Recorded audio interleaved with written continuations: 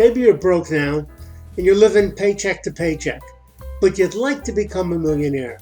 The only problem is you just don't know how, and you don't even know if it's possible for that to ever happen. Well, stick around and I might be able to show you some things that you didn't know before. If you're like the 99% of people in this country, you're currently working 40 hours a week, you're living paycheck to paycheck, you're basically just managing it, you're living for your 2 weeks worth of vacation every year, and that's really the cycle that you're stuck in, and you really don't see an end to it. Or you could be part of the 1%. Now the 1% are the millionaires, and the millionaires are the guys who have money working for them, they've got investments, they've got successful businesses, and they've got financial freedom. What does that mean? That means that they can take off, they can go where they want to, they can live where they want to, they can work when they want to, they can travel where they want to, and all the time they're doing that, they're still making money because their investments and their businesses continue to pour out money for them, even when they're not there. So, how did these people become millionaires? And can you do it too? As of 2021, there were almost 22 million millionaires in the United States. So that should give you a little bit of hope, because if they can do it, there's no reason why you can't do it too. And if you make it as a millionaire, then you can live just like them. You can have all the freedoms that they enjoy that you want as well.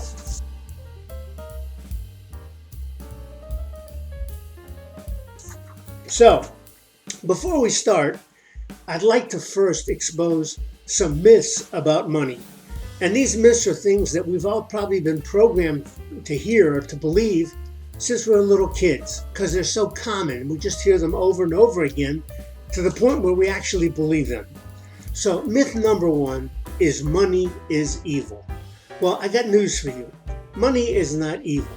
Money is a very nice medium of exchange that allows you to buy things that you need and to support a family that you and so they have food on the table and they can live a nice lifestyle.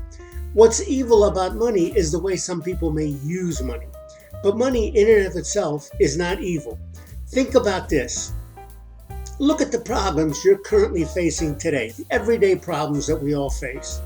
How many of those problems could you eliminate right now if you could write a check? You have credit card debt, you have a mortgage, you have car loans, you have personal loans. That could all go away if you could just write a check for them. And that's something that causes people to worry. It's something that causes marriages to break up, money problems. And with money, you can make it all go away. So money in and of itself is not an evil thing. We've also been brought up to go get a nice education, get yourself a good, secure job, work your 40 years till you're 65 years old, put money away for retirement, and then you retire. You get the gold watch and you live a life of leisure. Well, today, that's not true, and hasn't been true for a number of years. First of all, what is a secure job? Well, we just learned from the pandemic, with all the businesses that collapsed because they couldn't afford to stay open. So many businesses, so many people who never had to file for unemployment are now filing for unemployment. So really, how secure is a job when you think about it? Now, you're thinking, I'm going to put money away, I'm going to save every from my paycheck, I'm going to put money into retirement. Well, you know, inflation can eat up your retirement savings. As of today, the price of gasoline in the last week, as I'm making this video, has risen by 79 cents a gallon. That's just for gasoline. How about your utilities in your house? How about when you go shopping for groceries? How about when you go shopping for anything anymore? Inflation is ravaging people's savings accounts. So when you talk about protecting yourself for long-term inflation, there are many, many retirees who are also living hand to mouth. Some of them have to depend on their children to support them. That's really no way to go. So the belief that you can get a secure job, work there for 40 years and retire comfortably is really a myth that you have to understand. It's a dangerous myth. Now, another one that we've heard is you need a good education in order to get a good job. And once again, that's not true. First of all, you can look around. Some of the wealthiest people in the world today are people who didn't finish high school. Many of them college dropouts. Here's what they knew, and it's something they don't teach in school.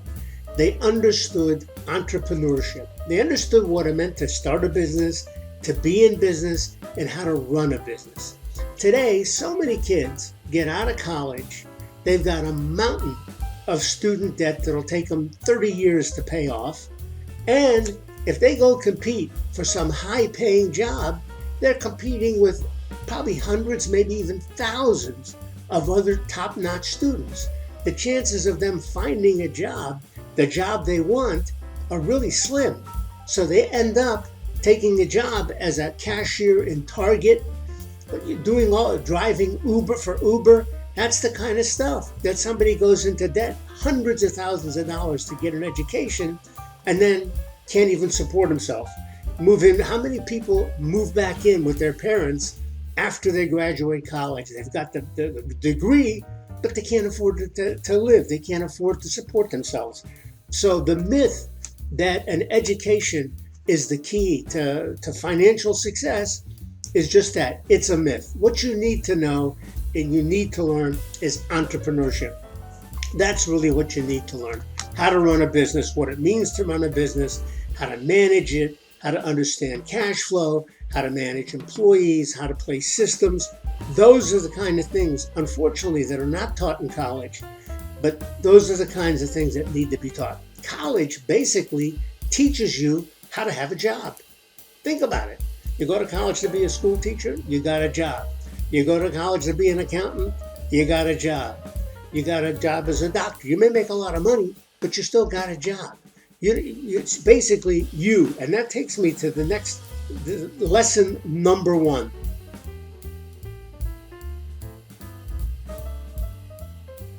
And the lesson number 1 is, do not trade your time for dollars.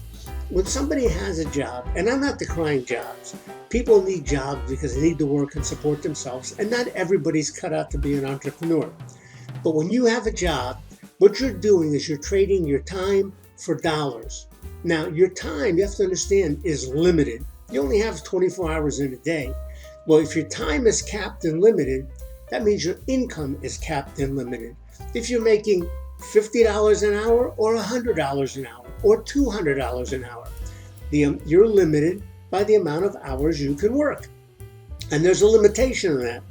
When you're in business, that limitation is not there. Your limitation in business is how fast can you scale up your company. But your company doesn't have to run because you're there. You have other people who can run it for you. So you're not trading dollars and hours. You're not exchanging your time for some.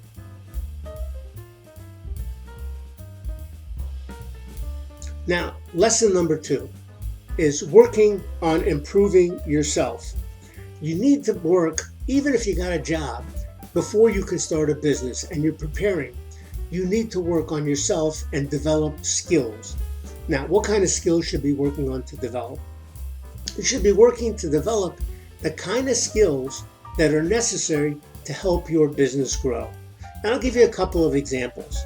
I think the number 1 skill that anybody has to possess, an entrepreneur or anybody, is the ability to make sales.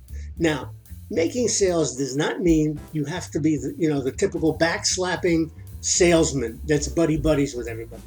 Making sales means understanding what your customer wants, what your prospect wants, how to best provide that to your prospect. You have to know your audience. You have to understand their challenges and their problems. And being a good salesman means you can provide solutions to those problems. But if you can sell, then you can be a success. And believe it or not, we sell every single day. You want to sell an idea to your boss. You want to sell an idea to your wife. You want to even sell stuff to your children. How? You want your children to clean up their toys or to go to bed on time. You need to make a sales presentation. Unfortunately, you just can't threaten them. You've got to explain why it's beneficial to them to do what you're asking them to do. So we're always selling. That's one skill you can work on. Another skill you can work on is copywriting. Again, this is part of sales. But copywriting is the ability to take and put your thoughts down in a very cogent, persuasive manner, easy to understand, but very clear, very concise, and very persuasive. So that is copywriting. And copywriting is not limited only to writing. It's not limited to anything like that. Copywriting really is based on presentation. You can make a presentation face-to-face. Well, copywriting is, what are you going to say? What words are you going to use? You can make a presentation on a video, and you can make a presentation in writing. But copywriting is a kind of a skill that will never hurt you if you have that skill. And as an entrepreneur, it really is a must. You have to be able to cogently communicate and transmit your ideas to other people.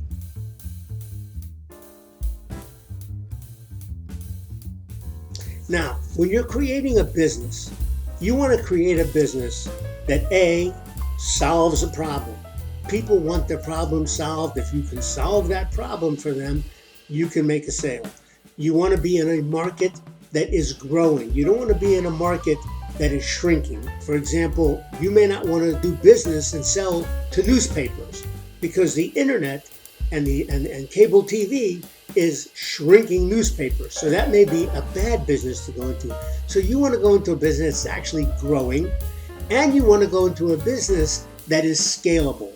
And by scalable, I mean introducing systems into your business and training people to run that business so that it can grow and it can take on more and more customers, and you can make more money. And you may not even have to be there doing all that work. So that's the kind of business you want. But you have to make sure your business solves a problem, because when people have a significant problem, they want it solved right now. They got a problem, they want it solved right this minute. And if you can do that, if it's a bad enough problem, they're more and more desperate. If you can provide that solution, you can make sales. The next thing is you want to constantly be reinvesting into your business. If you start making some money with your business, this happens constantly with people who start a new business.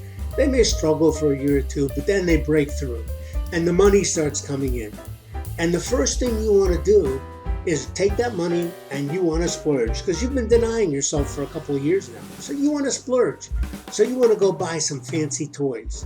Well, you need to resist that urge. What you need to do is, instead of buying fancy toys, which in truth are a liability to you, you buy a brand new car, you drive it off the lot, and it just lost a ton of value.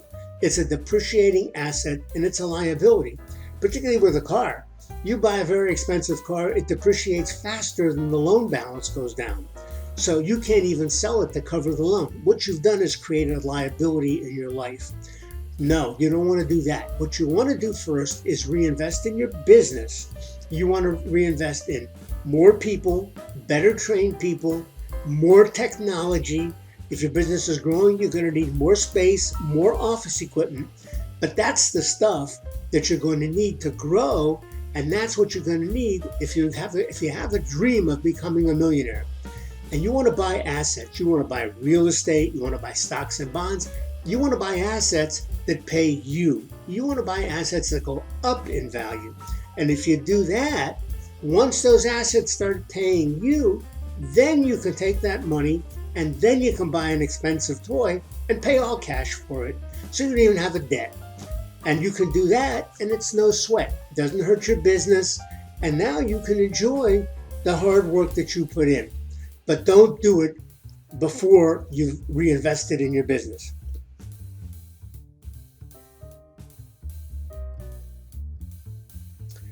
The next thing is you have to constantly be educating yourself. You have to constantly be learning new techniques. Business is fluid. Business changes all the time. And if you've got a successful business, I guarantee you, you're going to have competitors nipping at your heels. So what you have to do is you have to continually upgrade your business. You have to continually work on yourself. You have to learn new systems so you can upgrade your business. What's the newest system? You have to learn new technology. You have to be up on top of all that stuff so that you can stay ahead of your competition. And even if you don't have a lot of competition, you still want to constantly be growing your company. You want to keep on building blocks on top of blocks and growing your company, because eventually you may decide to sell, and selling a bigger, more profitable company will yield you more money than selling a smaller, less profitable company. It just makes perfect sense. So you want to make sure that you're constantly educating yourself as a leader so you can show people that work for you what needs to be done. And you're laying out a good lesson for people to follow. So you need to develop an entrepreneurial spirit, which means you need to be able to think on your feet. You need to be able to make decisions. You can't waffle around, and you need to be resilient, because business is not a straight line to success. There's bumps in the road. You're going to hit emergencies that you never planned on, and they're things that can be very harmful to your business if you're not prepared to deal with them. So you have to learn that type of resiliency to be an entrepreneur. Those are the kind of things that you need to educate yourself about as best you can.